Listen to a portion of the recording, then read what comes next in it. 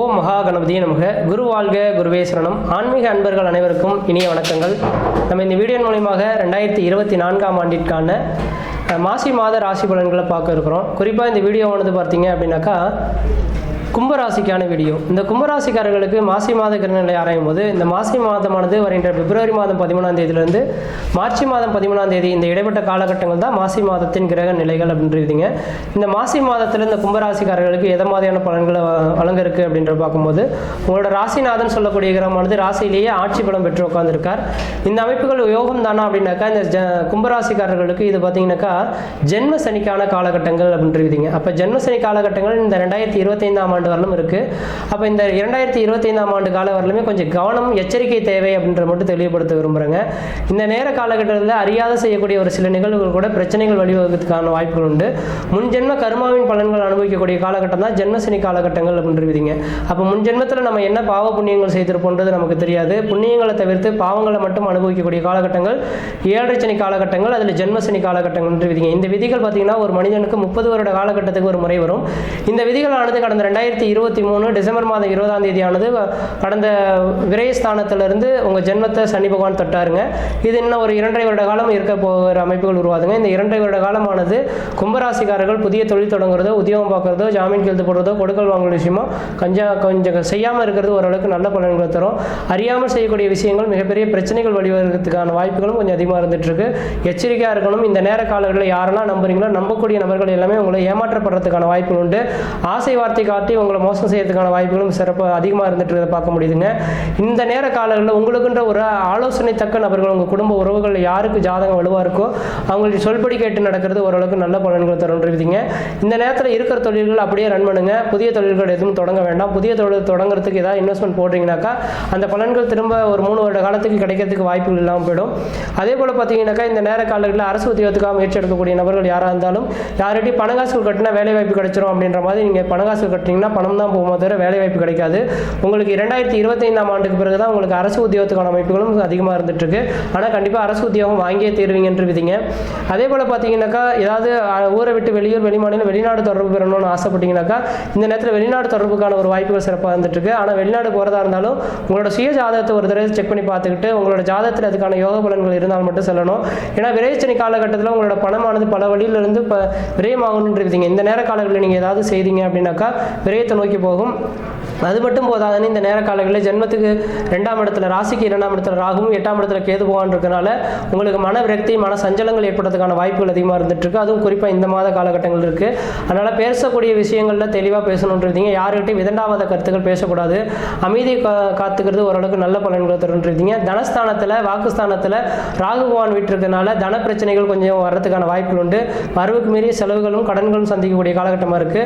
இந்த செலவுகளையும் கடன்களையும் எனக்கு தெரிஞ்ச அளவு நீங்கள் அழியா சொத்துக்களை போடுறது ஓரளவுக்கு நல்லாயிருக்கும். வீடு மனை வாசல் வாங்குவது, வீடு மனை வாசல் கட்டுவது, குடிபெயர்வது, குலதெய்வத்துக்கு செய்ய வேண்டிய சடங்குகள் செய்கிறது, இது மாதிரியான சுபகாரியங்கள் செய்தீங்கன்னாக்கா இந்த விரயங்கள் எல்லாமே அதில் போயிடுன்றீங்க. இந்த விரயங்கள் செய்யாமல் இருந்தாலும் உங்கள் மருத்துவ செலவுகளுக்காக செலவு செய்யக்கூடிய காலகட்டம் உருவாயிடும். ஜென்மத்தில் சனி இருக்கக்கூடிய இந்த 2 வருட காலகட்டத்தில் ஏதோ ஒரு விதத்தில் கடன்கள் சந்திக்கக்கூடிய காலகட்டமாக இருக்குது. அதனால் சுப செலவுகளாக மாற்றிங்க. இல்லை அப்படின்னாக்கா விரைய செலவுகள் சந்திக்கணும். அதனால் பார்த்து இருக்கிறது உங்களோட அறிவின் திறமைன்றீங்க. 8ஆம் இடத்துல கேது போகான் இருக்கிறனால அடிவேர் சார்ந்த பிரச்சனைகள் வரதுக்கான வாய்ப்புகள் உண்டு. சாப்பாடு விஷயங்கள் மட்டும் நேரத்துக்கு நேரம் கரெக்டாக சாப்பிடணுன்றீங்க. ஒரு கொஞ்சம் நேரம் சாப்பாடு கொஞ்சம் மாற்றி சாப்பிட்றீங்கன்னாக்க அல்சர் சம்மந்தப்பட்ட கம்ப்ளைண்ட் வரலாம், அல்லது அடிவயிறு சார்ந்த பிரச்சனைகள் வரதுக்கான வாய்ப்புகள் அதிகமாக இருந்துட்டு இருக்கு. 3ஆம் இடத்துல குருபவான் இருக்கிறதுனால இந்த நேர காலங்களில் 7ஆம் இடத்தை குருபவான் பார்த்துட்டு இருக்கார். இந்த மாத காலகட்டம் மட்டும் கிடையாதுங்க. 2024 ஏப்ரல் மாதம் முடியக்கூடிய காலகட்டம் வரலுமே உங்கள் ராசிக்கு 7ஆம் இடத்தை குருபவான் பார்க்கறதுனால திருமணமாகாத நபர்கள் யாராக இருந்தாலும் இந்த நேர காலத்தில் திருமணத்தை ஏற்படுத்திக்கிறது உங்களோட அறிவின் திறமை அப்படின்றீங்க. இந்த நேரத்தை விட்டுட்டீங்க அப்படின்னாக்கா இன்னும் 2 வருட காலகட்டத்துக்கு பிறகு தான் திருமண யோகங்கள் கூடி வருன்றீங்க. அதனால் வயது வந்த நபர்கள் யாராக இருந்தாலும் ஏப்ரல் 30க்குள்ளார திருமணத்தை முடிச்சுக்கிறது உங்களுக்கு நல்ல பலன்கள் தரும். அதே போல் பார்த்தீங்கன்னா 9ஆம் இடத்தை குருபவான் பார்க்க இருக்கனால உங்களுக்கு பார்த்தீங்கன்னா தந்தை வழி சொத்து சுகத்தினால் ஆதாயங்கள் ஏற்படுறதுக்கான வாய்ப்பு உண்டு. ஒருவேளை தந்தை வழி சொத்து சுகங்களை வித்துட்டு வேலை செஞ்சுட்டு ஏதாவது வீடு மனை வாசல் வாங்கணும் கட்டணும்னாக்கா இந்த மாத காலகட்டத்தில் மட்டும் கிடையாது, ஏப்ரல் மாதம் 30ஆம் தேதிக்குள்ளார முயற்சி எடுத்தீங்கன்னா கண்டிப்பாக அதை விற்பனை செய்து இன்னொரு புதிய நிலங்கள் வாங்கி வீடு மனை வாசல் வாங்குவதற்கும் கட்டுவதற்கும் உகந்த காலகட்டமாக இருக்கும். அதே போல் லாபஸ்தானத்தை குருபவான் பார்க்க இருக்கிறா. தெளிவாக சொல்ல வரங்க, சேர்த்து வரக்கூடிய வருமானங்கள் எல்லாமே சேர்த்து வைக்கிறது ஓரளவுக்கு நல்ல பலன்களை தரும். லாபஸ்தானத்தை குருபகவான் பார்க்க இருக்கிறதுனால தொழிலில் இருக்கக்கூடிய தொழில்கள் எந்த விதத்தில் இனிமேல் சுணக்கங்கள் ஏற்படுறதுக்கு வாய்ப்பு கிடையாது. ஏப்ரல் மாதம் 30ஆம் தேதி காலகட்டம் வரலுமே உங்களுக்கு தொழில் வளர்ச்சிக்கான ஒரு காலகட்டங்களாக இருக்கும். ஆனால் அந்த தொழில் சார்ந்த விஷயங்களில் மட்டும் கவனமாக இருக்கணும். ஏனோ தானோன்றது இருந்தீங்கன்னாக்கா அதிலே பிரச்சனைகள் வரதுக்கான வாய்ப்புகளும் இருந்துட்டு இருக்கு. லாபத்துக்கு எந்த விதத்தையும் குறைகள் சொல்றதுக்கான வாய்ப்பு கிடையாதுங்க. இந்த நேர காலகட்டத்திலிருந்து ஏப்ரல் 30ஆம் தேதி வரலும் எந்த அளவுக்கு உழைக்கிறீங்களோ உழைப்புக்கு தகுந்த ஊதியங்கள் பெறக்கூடிய காலகட்டமாகவும் இந்த மாதம் இருந்துட்டு இருக்குங்க. அதனால எனக்கு தெரிஞ்ச அளவு இந்த கும்பராசிக்காரர்கள் யாராக இருந்தாலும் உங்களோட வேலைகளில் கவனமாக இருங்க. யாருக்கிட்டையும் எந்த ஒரு வேலைகளையும் விட்டுட்டு போயிட வேண்டாம். இந்த நேர காலகட்டத்தில் ஏதாவது தொழில் தொடங்க போகிறேன், உத்தியோகம் பார்க்க போகிறேன்னு முதலீடு கையில் உள்ள பணத்தை போட்டுட்டு நீங்கள் ஏமாந்துடக்கூடாது, யாரையும் நம்பிடக்கூடாதுன்னு மட்டும் தெளிவாக சொல்ல விரும்புகிறேங்க. அடுத்ததாக பார்த்தீங்க அப்படின்னாக்கா இந்த நேர காலங்களில் ராசிக்கு 12ஆம் இடத்துல சுக்கிரன், செவ்வாய், புதன் 3 கிரகங்கள் சம்மந்தப்பட்டிருக்கிறத பார்க்க முடியுது. இதில் 12ஆம் அதிபதினு சொல்லக்கூடிய கிரகம் லக்னகேந்திரம் ஏறி இருந்தாலும் 7ஆம் அதிபதி லக்னகேந்திரம் வந்திருக்காரு. சுக்கிரன், செவ்வாய், புதன் 3 கிரகங்கள் சம்மந்தப்பட்டதுனால கும்பராசிக்காரர்கள் யாராக இருந்தாலும் உங்களோட கணவன் இருந்தால் மனைவி சொல்லியும், மனைவியாக இருந்தால் கணவன் சொல்லியும் கேட்டு நடந்தீங்கன்னா ஓரளவுக்கு நல்லா இருக்கும். ஏன்னா 12ஆம் இடமானது அந்நிய தேசம், அந்நிய பயணம், அயல்நாட்டை குறிக்கக்கூடிய இடம், பஞ்சனை சுகத்தை குறிக்கக்கூடிய இடம், குடும்ப வாழ்க்கையை குறிக்கக்கூடிய இடம் இருக்குதுங்க.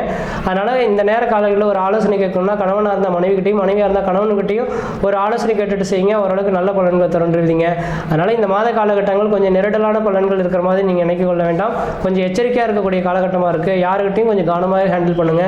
இந்த மாத காலகட்டம் எனக்கு தெரிஞ்ச அளவு திருமணமாகாதவர்கள் திருமண வாய்ப்புகளும், குழந்தை பேர் இல்லாதவர்கள் குழந்தை பேர் உருவாக்குமான உன்னதமான காலகட்டமாக இருக்குது. செய்யக்கூடிய விஷயங்களில் மட்டும் கவனமாக இருக்கணும்ன்றீங்க. ஒரு அரசு உத்தியோகத்தில் இருக்கக்கூடிய நபர்கள் யாராக இருந்தாலும் உங்களோட தலைமை இடத்துக்கிட்ட யார்கிட்டையும் கொஞ்சம் பேசக்கூடிய விஷயங்களில் கவனமாக பேசணும். கோவப்பட்டு பேசிட்டீங்கன்னாக்கா அதுக்கான ஒரு மன நிம்மதி குறைந்து போகக்கூடிய காலகட்டமாக இருந்துட்டு இருக்கு. தனியார் துறையில் வேலை செய்யக்கூடிய நபர்கள் யாராக இருந்தாலும் நீங்கள் கோவப்படாமல் இருந்தீங்கன்னா இருக்கிற தொழில்களில் நிரந்தரப்படுத்தக்கூடிய அமைப்புகள் உருவாகும். கோவப்பட்டு பேசுனீங்கன்னாக்கா அந்த தொழிலுக்குமே ஒரு சில பாதிப்புகள் வரதுக்கான வாய்ப்பு உண்டு. அதனால் இன்றைய தேதியிலிருந்து எனக்கு தெரிஞ்சாலும் 2025ஆம் ஆண்டு முடிகிற வரலுமே மிக மிக கவனமாக இருக்கணும். சார் எந்த அளவுக்கு பிரச்சனைகள் வரும்னு சொல்ல வரீங்களே, நாங்கள் எது மாதிரி இருந்தால் கொஞ்சம் கவனமாக இருக்க முடியும் அப்படின்னாக்கா தெளிவாக சொல்ல வரங்க. இரவு நேர பயணங்களை கொஞ்சம் தவிர்த்துருங்க. ஏன்னா சனி பகவானுக்கு இரவு நேர பயணங்கள் தான் வலிமையான ஒரு நேர காலகட்டங்கள். இரவு நேரத்தில் ஏதாவது வண்டி எடுத்துகிட்டு போகிறீங்கன்னா வண்டி வாகன தடைகள் ஏற்படலாம், கீழே மேலே இருந்து சிராய்ப்பு காயங்கள் ஏற்படலாம், பிரச்சனைகள் வரதுக்கான வாய்ப்பு உண்டு. ஏதாவது எந்த இடத்துல சண்டை சச்சரவு இருக்குன்னா கொஞ்சம் விட்டு விலகி வரது ஓரளவுக்கு நல்லாயிருக்கும். இந்த சனி பகவானின் தோஷத்தை விளக்குறதுக்கு ஒரே ஒரு பரிகாரம் என்னன்னாக்கா சனிக்கிழமை தோறும் சாயந்தரம் வேலை 5:30 மணிலேருந்து 6:30 மணிக்கெல்லாம் விநாயகருக்கு நல்லெண்ணெய் தீபம் போட்டு வந்தீங்கன்னாக்கா மழை போல் வரக்கூடிய பிரச்சனைகள் பனி போல் விலகுன்றீங்க.